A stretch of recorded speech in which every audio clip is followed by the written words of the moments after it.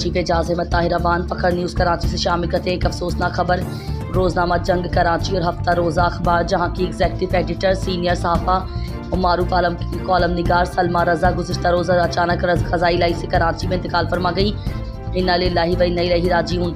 मरहुमा सलमा रज़ा के इंतकाल पर मलाल पर इदारा जंग और अखबार जहां की सहाफ़ती टीम ने अपने अपने गहरे दुख व गम का इजहार करते हुए मरहुमा के लिए दुआए मग़फ़िरत और इसके लिए बुलंद दर्जात की खुसूसी दुआ की। अल्लाह पाक मरहुमा को जन्नत फिरदौस में आला मुकाम अता फरमाए।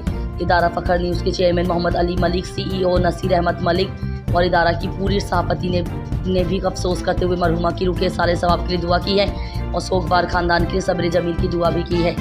Bureau chief Ejaz Ahmad Tahiraban. Pakistan railway ने 20 जून 2025 से मुसाफिर ट्रेनों के किरायों में तकरीबन 3% तक इजाफा कर दिया, जबकि ग्रेट मालबरदार ट्रेनों के किराए में 4% इजाफा किया गया है। ये इजाफा हालिया फ्यूल की कीमतों में इजाफे के पेश नज़र नाफिज किया गया है। फ्रेट ट्रेन किराया 4% 23 जून से नाफिज होगा।